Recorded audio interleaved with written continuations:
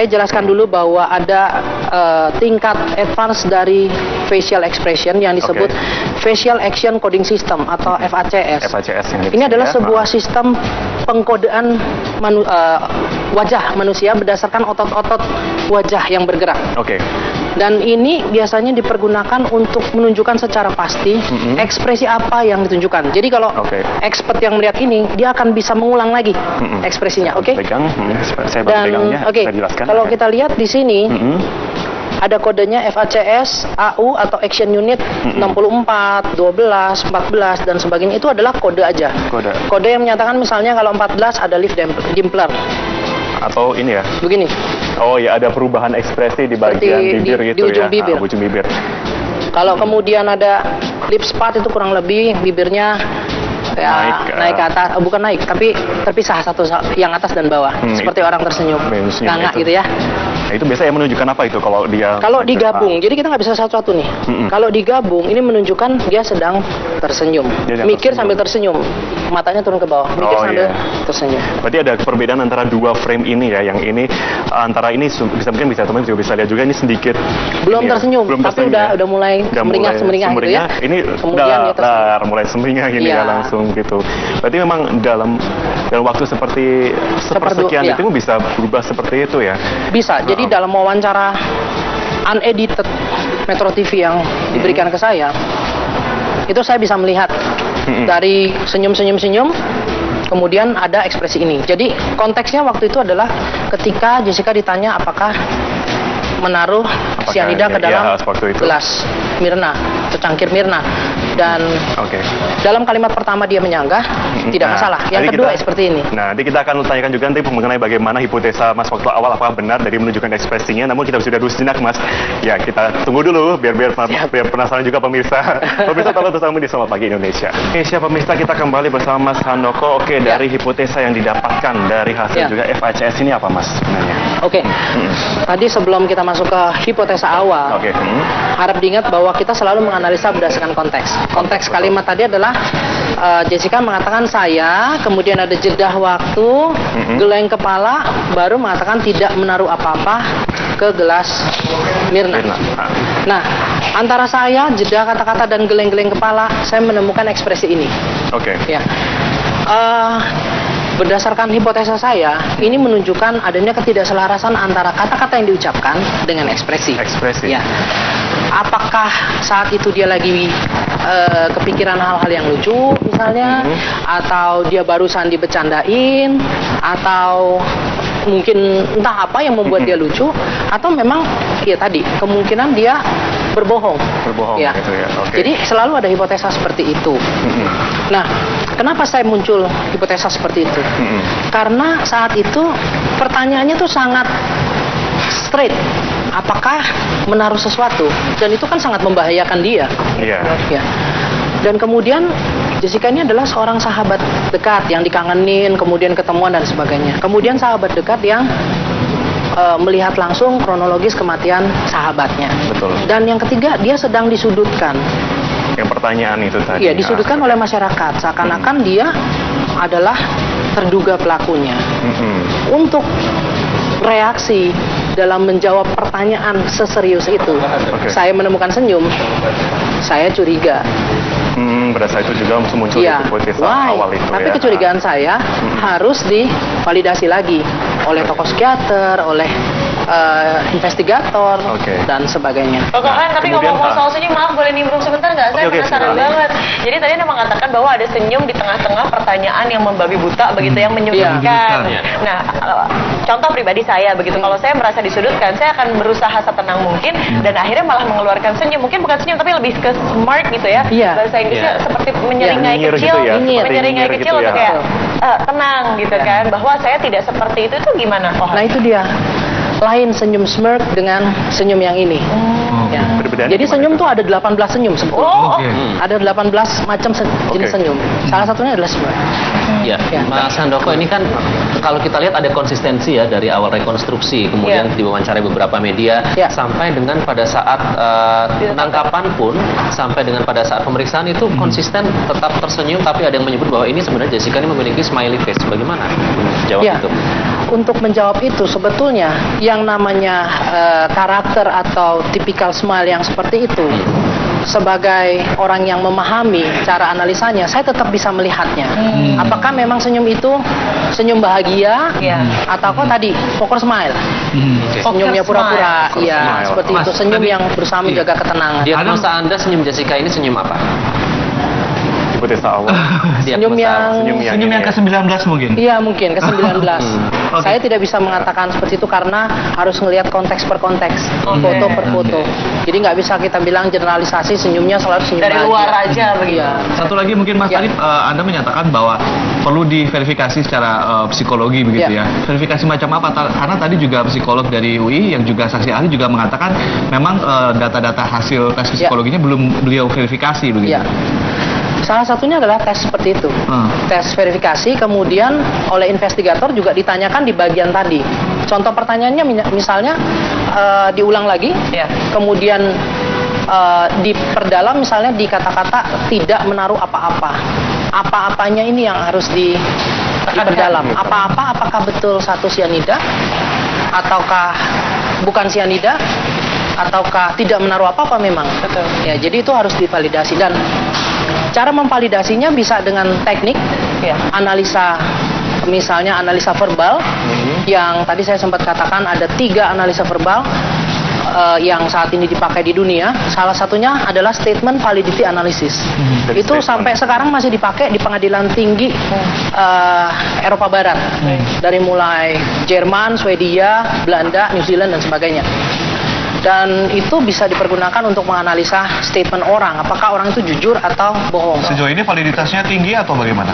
Secara kalau di Eropa Barat itu sangat dipakai, sangat dipakai. Kalau bicara validitas, memang ada beberapa riset yang melakukan validitas, dan ada yang pro dan ada yang kontra. Nah, itu juga saya ingin luruskan bahwa memang lie detector, human lie detector, machine lie detector tidak ada yang 100%. Yang 100% validitas hanya sang pencipta. Yang poligraf misalnya di Amerika itu dipercaya oleh para penegak hukum sekitar 78-80%, tetapi oleh para psikolog mereka sangat anti. Kemudian di Eropa poligraf tidak dipakai, seperti itu. Ada yang pakai, ada yang enggak, tapi pada umumnya tidak dipakai.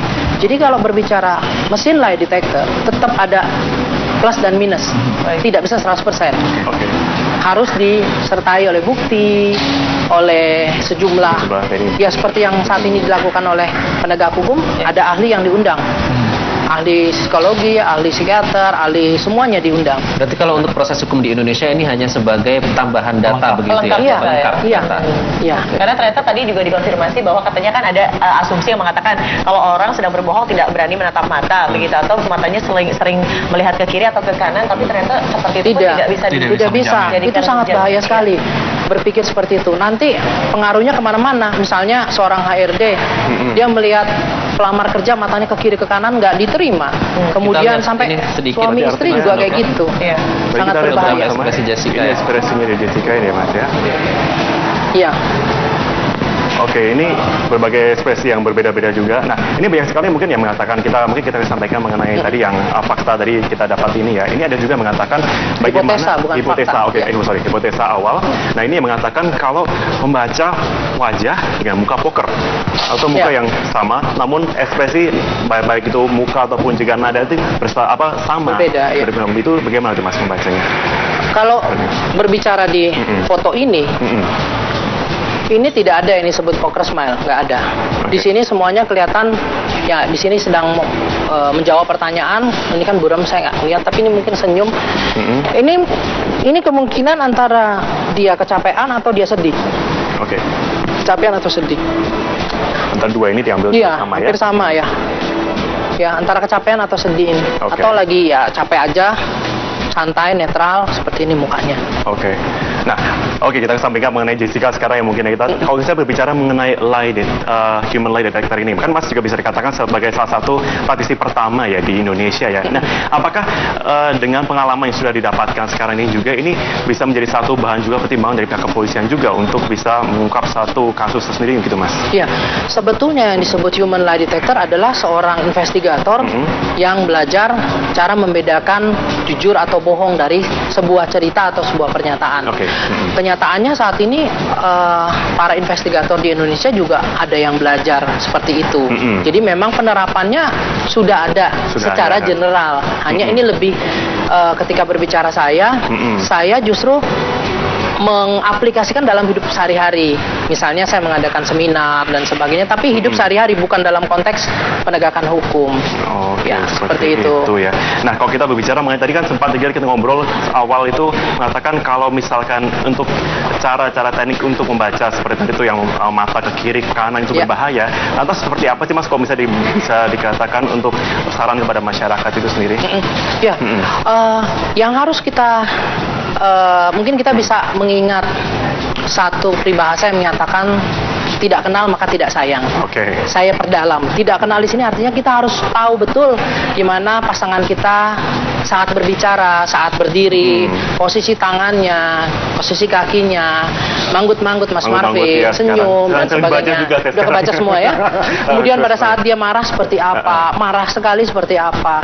Dan itu kita namakan baseline atau kondisi normal. Normalnya seperti ini. Normalnya seperti ini nih.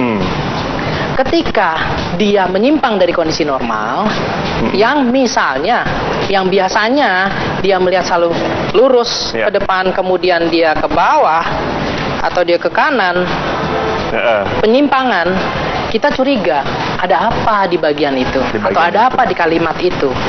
Di sanalah kita akan menggali lebih dalam, hingga sampai kesimpulan, ini jujur atau bohong. Seperti itu. Jadi panjang, nggak bisa langsung mata ke kiri bohong, mata ke kanan waduh nggak bisa, bahaya. Nanti suami istri banyak yang bercerai gara-gara suaminya ke kiri mulu matanya. Padahal ada yang lewat cantik begitu kan, beda cerita. Padahal matanya begitu. Bahaya, nggak bisa seperti itu. Nggak bisa instan langsung tuh, nggak bisa, harus bukan proses, terutama juga tadi itu kayak yang video harus per frame bahkan ya. Itu pun yang saya lakukan. Kalau ditanya, Mas, gimana analisa ekspresi wajah? Saya harus jelas. Oke, menit kesekian, detik kesekian, frame kesekian, ini gambarnya, kemudian kodenya seperti ini, baru kira-kira hipotesanya gini. Panjang kan prosesnya. Nggak bisa. Saya melihat ekspresi wajah Jessica, dia tersenyum, alisnya gini, bibirnya gini. Oke. Di menit keberapa? Keberapa itu dia? Dia lagi ngomongin apa? Konteksnya apa? Nggak bisa seperti itu. Harus jelas. Harus berhati-hati juga di sini berarti ya. Iya, jangan judgement ya. Tidak boleh jumping to conclusion. Tidak boleh jumping to conclusion. Seperti itu, baik. Baik, tentunya kita juga berharap juga sih ini juga agar tidak ada spekulasi-spekulasi ataupun juga pernyataan yang mungkin menyatakan menyudutkan begitu saja dengan instan. Oh, ini mungkin ada bohong itu. Semoga kita serahkan juga pada pihak kepolisian juga untuk menunggu juga hasil, begitu juga proses hukum yang sedang berlangsung. Terima kasih waktunya. Terima kasih. Mas Handoko, terima kasih. Dan tentunya kita juga menunggu diundang ya, karena ternyata ada festival bohong Indonesia ya Mas. Tahun kemarin. Kita bukan ingin tertarik belajar lebih jauh ya nanti. Apa biasa dibohongin? Atau belajar untuk bohong. Tapi meminjam istilah dari Profesor Adrianus Meliala tadi, bahwa dalam kriminologi ada istilah namanya dramaturgi si pelaku. Jadi kriminolog, pakar-pakar pembaca ini semua membaca membaca gerak-gerik Jessica, dan juga ketika dia menjawab banyak di media, ketika dia banyak tampil di media, itu juga dinilai oleh para kriminolog dan juga dinilai oleh para penyidik. Artinya ini ada pola tertentu yang dilakukan oleh si pelaku, terduga pelaku. Ada dramanya begitu. Terima kasih Mas Handoko. Terima kasih. Juga sudah dibahas komprehensif. Dan kita akan kembali. Betul, kita akan kembali membincangkan mengenai virus Zika yang tadi teman-teman juga sudah membahayakan ke wilayah Asia, dan juga mengingat Brazil dan juga Indonesia memiliki sistem yang sama atau iklim yang sama, yakni iklim tropis. Namun kita akan hadirkan perbincangan selengkapnya sesaat lagi. Tetaplah bersama kami di Selamat Pagi Indonesia. Saya jelaskan dulu bahwa ada tingkat advance dari facial expression yang disebut Facial Action Coding System atau FACS. Ini adalah sebuah sistem pengkodean wajah manusia berdasarkan otot-otot wajah yang bergerak. Dan ini biasanya dipergunakan untuk menunjukkan secara pasti ekspresi apa yang ditunjukkan. Jadi kalau expert yang melihat ini, dia akan bisa mengulang lagi ekspresinya. Kalau kita lihat di sini, ada kodenya FACS, AU atau Action Unit 64, 12, 14 dan sebagainya. Itu adalah kode aja. Kode yang menyatakan misalnya kalau 14 ada lip dimpler. Atau ini ya. Begini.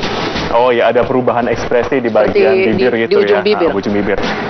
Kalau kemudian ada lip spot itu kurang lebih bibirnya naik ke atas, bukan naik, tapi terpisah satu yang atas dan bawah, seperti orang tersenyum, nganga gitu ya. Nah, itu biasanya menunjukkan apa itu kalau dia? Kalau digabung, jadi kita nggak bisa satu-satu nih. Kalau digabung, ini menunjukkan dia sedang tersenyum, mikir sambil tersenyum, matanya turun ke bawah, mikir sambil tersenyum. Berarti ada perbedaan antara dua frame ini ya, yang ini antara ini mungkin teman juga bisa lihat juga ini sedikit. Belum tersenyum, tapi udah mulai semeringah gitu ya. Ini kemudian mulai semeringah gini ya langsung gitu. Berarti memang dalam waktu seperti sepersekian itu bisa berubah seperti itu ya? Bisa. Jadi dalam wawancara unedited Metro TV yang diberikan ke saya, itu saya bisa melihat dari senyum-senyum, kemudian ada ekspresi ini. Jadi konteksnya waktu itu adalah ketika Jessica ditanya apakah menaruh sianida ke dalam gelas Mirna atau cangkir Mirna, dan dalam kalimat pertama dia menyanggah, tidak masalah. Yang kedua seperti ini. Nah, nanti kita akan tanyakan juga nanti mengenai bagaimana hipotesa Mas waktu awal apakah benar dari menunjukkan ekspresinya. Namun kita sudah sejenak, Mas. Ya, kita tunggu dulu biar penasaran juga pemirsa. Pemirsa tolong terus kami di Selamat Pagi Indonesia. Oke, siapa pemirsa, kita kembali bersama Mas Handoko. Oke, dari hipotesa yang didapatkan dari hasil juga FACS ini apa, Mas sebenarnya? Oke. Tadi sebelum kita masuk ke hipotesa awal, harap diingat bahwa kita selalu menganalisa berdasarkan konteks. Konteks kalimat tadi adalah Jessica mengatakan saya, kemudian ada jeda waktu, geleng kepala, baru mengatakan menjawab itu. Sebetulnya yang namanya karakter atau typical smile yang seperti itu, sebagai orang yang memahami cara analisanya, saya tetap bisa melihatnya. Apakah memang senyum itu senyum bahagia, ataukah tadi poker smile, senyumnya pura-pura, ya seperti itu, senyum yang berusaha menjaga ketenangan. Diagnosa Anda senyum Jessica ini senyum apa? Hipotesa awal. Senyum yang ke-19 mungkin? Iya, mungkin ke-19. Saya tidak bisa mengatakan seperti itu karena harus melihat konteks per konteks, foto per foto. Jadi nggak bisa kita bilang generalisasi senyumnya selalu senyum dari luar aja begitu. Satu lagi mungkin Mas Arif, Anda menyatakan bahwa perlu diverifikasi secara psikologi begitu ya. Verifikasi macam apa? Karena tadi juga psikolog dari UI yang juga saksi ahli juga mengatakan memang data-data hasil tes psikologinya belum beliau verifikasi begitu. Salah satunya adalah tes seperti itu, tes verifikasi, kemudian oleh investigator juga ditanyakan di bagian tadi. Contoh pertanyaannya misalnya diulang lagi, kemudian diperdalam misalnya di kata-kata tidak menaruh apa-apa. Apa-apanya ini yang harus diperdalam. Apa-apa, apakah betul satu sianida, ataukah bukan sianida, ataukah tidak menaruh apa-apa memang. Betul. Ya, jadi itu harus divalidasi, dan cara memvalidasinya bisa dengan teknik analisa, misalnya analisa verbal, yang tadi saya sempat katakan ada 3 analisa verbal yang saat ini dipakai di dunia. Salah satunya adalah statement validity analysis. Itu sampai sekarang masih dipakai di pengadilan tinggi Eropa Barat, dari mulai Jerman, Swedia, Belanda, New Zealand, dan sebagainya. Dan itu bisa dipergunakan untuk menganalisa statement orang, apakah orang itu jujur atau bohong. Sejauh ini validitasnya tinggi atau bagaimana? Secara kalau di Eropa Barat itu sangat dipakai.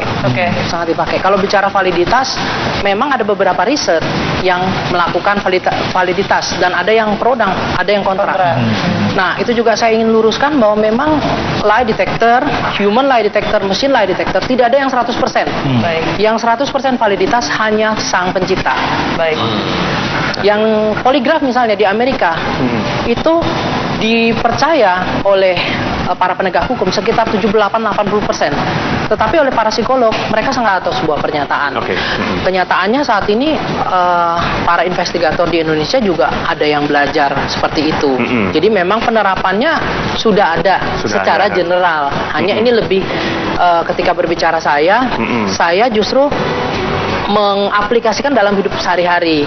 Misalnya saya mengadakan seminar dan sebagainya, tapi hidup sehari-hari, bukan dalam konteks penegakan hukum. Seperti itu. Ya. Nah, kalau kita berbicara mengenai tadi kan sempat kita ngobrol awal itu mengatakan kalau misalkan untuk cara-cara teknik untuk membaca seperti itu yang mata ke kiri ke kanan itu berbahaya. Lantas seperti apa sih Mas kalau bisa dikatakan untuk saran kepada masyarakat itu sendiri? Yang harus kita mungkin kita bisa mengingat satu peribahasa yang menyatakan tidak kenal maka tidak sayang. Saya perdalam. Tidak kenal di sini artinya kita harus tahu betul gimana pasangan kita saat berbicara, saat berdiri, posisi tangannya, posisi kakinya, manggut-manggut Mas Marvin, senyum dan sebagainya. Udah kebaca semua ya. Kemudian pada saat dia marah seperti apa, marah sekali seperti apa. Dan itu kita namakan baseline atau kondisi normal. Normalnya seperti ini. Normalnya seperti ini nih. Ketika dia menyimpang dari kondisi normal, yang misalnya, yang biasanya dia melihat selalu lurus ke depan, kemudian dia ke bawah, atau dia ke kanan, penyimpangan, kita curiga, ada apa di bagian itu? Atau ada apa di kalimat itu?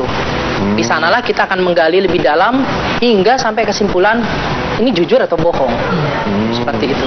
Jadi panjang, nggak bisa langsung mata ke kiri bohong, mata ke kanan waduh nggak bisa, bahaya. Nanti suami istri banyak yang bercerai gara-gara suaminya ke kiri mulu matanya. Padahal ada yang lewat cantik begitu kan, beda cerita. Padahal matanya begitu. Bahaya, nggak bisa seperti itu. Nggak bisa instan langsung tuh nggak bisa. Harus melakukan proses, terutama juga tadi itu kayak video harus per frame bahkan ya. Itu pun yang saya lakukan. Kalau ditanya, Mas, gimana analisa ekspresi wajah? Saya harus jelas. Oke, menit kesekian, detik kesekian, frame kesekian, ini gambarnya, kemudian kodenya seperti ini, baru kira-kira hipotesanya gini. Panjang kan prosesnya. Aku nggak bisa. Saya melihat ekspresi wajah Jessica, dia tersenyum, alisnya gini, bibirnya gini, anti. Ya. Kemudian di Eropa, poligraf tidak dipakai. Seperti itu. Ada yang pakai, ada yang enggak, tapi pada umumnya tidak dipakai. Jadi kalau berbicara mesin lie detector, tetap ada plus dan minus.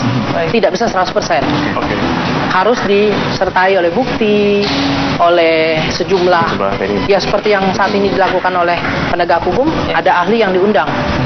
Ahli psikologi, ahli psikiater, ahli semuanya diundang. Berarti kalau untuk proses hukum di Indonesia ini hanya sebagai tambahan data begitu ya? Iya. Karena ternyata tadi juga dikonfirmasi bahwa katanya kan ada asumsi yang mengatakan kalau orang sedang berbohong tidak berani menatap mata begitu, atau matanya sering melihat ke kiri atau ke kanan, tapi ternyata seperti itu tidak bisa. Tidak bisa. Itu sangat bahaya sekali. Berpikir seperti itu. Nanti pengaruhnya kemana-mana. Misalnya seorang HRD, dia melihat pelamar kerja matanya ke kiri ke kanan nggak diterima. Kemudian sampai suami istri juga kayak gitu. Sangat berbahaya. Ekspresi Jessica. Ini ekspresinya di Jessica ini Mas ya. Iya. Oke, ini berbagai ekspresi yang berbeda-beda juga. Nah, ini banyak sekali mungkin yang mengatakan mungkin kita sampaikan mengenai tadi yang fakta dari kita dapat ini ya. Ini ada juga mengatakan bagaimana hipotesa. Hipotesa awal. Nah, ini yang mengatakan kalau membaca wajah dengan muka poker atau muka yang sama, namun ekspresi baik itu muka ataupun juga nada itu sama. Berbeda. Ya. Itu bagaimana tuh Mas membacanya? Kalau berbicara di foto ini. Ini tidak ada yang disebut poker smile, nggak ada. Di sini semuanya kelihatan, ya di sini sedang menjawab pertanyaan. Ini kan buram saya nggak lihat, tapi ini mungkin senyum. Ini kemungkinan antara dia kecapean atau dia sedih. Kecapean atau sedih. Antara dua ini diambil sama ya? Hampir sama ya. Ya antara kecapean atau sedih ini. Atau lagi ya capek aja. Santai, netral, seperti ini mukanya. Nah, kita sampaikan mengenai Jessica sekarang yang mungkin kalau kita berbicara mengenai human lie detector ini, kan Mas juga bisa dikatakan sebagai salah satu praktisi pertama ya di Indonesia ya. Nah, apakah dengan pengalaman yang sudah didapatkan sekarang ini juga ini bisa menjadi satu bahan juga pertimbangan dari pihak kepolisian juga untuk bisa mengungkap satu kasus tersendiri gitu Mas? Iya, sebetulnya yang disebut human lie detector adalah seorang investigator yang belajar cara membedakan jujur atau bohong dari sebuah cerita, tidak menaruh apa-apa ke gelas Mirna. Nah, antara saya, jeda kata-kata dan geleng-geleng kepala, saya menemukan ekspresi ini. Ya. Berdasarkan hipotesa saya, ini menunjukkan adanya ketidakselarasan antara kata-kata yang diucapkan dengan ekspresi. Ya. Apakah saat itu dia lagi kepikiran hal-hal yang lucu misalnya, atau dia barusan dibecandain, atau mungkin entah apa yang membuat dia lucu, atau memang ya tadi kemungkinan dia berbohong ya. Jadi selalu ada hipotesa seperti itu. Nah, kenapa saya muncul hipotesa seperti itu? Karena saat itu pertanyaannya tuh sangat straight. Apakah menaruh sesuatu? Dan itu kan sangat membahayakan dia. Iya. Ya. Dan kemudian Jessica ini adalah seorang sahabat dekat yang dikangenin, kemudian ketemuan dan sebagainya. Kemudian sahabat dekat yang melihat langsung kronologis kematian sahabatnya. Betul. Dan yang ketiga, dia sedang disudutkan. Yang pertanyaan itu tadi. Iya, disudutkan oleh masyarakat. Seakan-akan dia adalah terduga pelakunya. Untuk reaksi dalam menjawab pertanyaan seserius itu, saya menemukan senyum. Saya curiga. Berasa itu juga muncul di hipotesa awal itu. Tapi kecurigaan saya harus divalidasi lagi oleh tokoh psikiater, oleh investigator dan sebagainya. Tapi ngomong soal senyum, maaf boleh nimbrung sebentar nggak? Saya penasaran banget. Jadi tadi Anda mengatakan bahwa ada senyum di tengah-tengah pertanyaan yang membabi buta begitu, yang menyudutkan. Nah, contoh pribadi saya begitu, kalau saya merasa disudutkan, saya akan berusaha setenang mungkin dan akhirnya malah mengeluarkan senyum. Mungkin bukan senyum tapi lebih ke smart gitu ya. Bahasa Inggrisnya seperti menyeringai kecil, menyeringai kecil untuk kayak tenang gitu kan, bahwa saya tidak seperti itu gimana? Nah itu dia. Lain senyum smirk dengan senyum yang ini. Ya. Jadi senyum tuh ada 18 senyum sebetulnya. Ada 18 macam jenis senyum. Salah satunya adalah smirk. Ya, Mas Handoko, ini kan kalau kita lihat ada konsistensi ya dari awal rekonstruksi, kemudian diwawancarai beberapa media, sampai dengan pada saat penangkapan pun, sampai dengan pada saat pemeriksaan itu konsisten tetap tersenyum, tapi ada yang menyebut bahwa ini sebenarnya Jessica ini memiliki smiley face. Bagaimana jawab itu?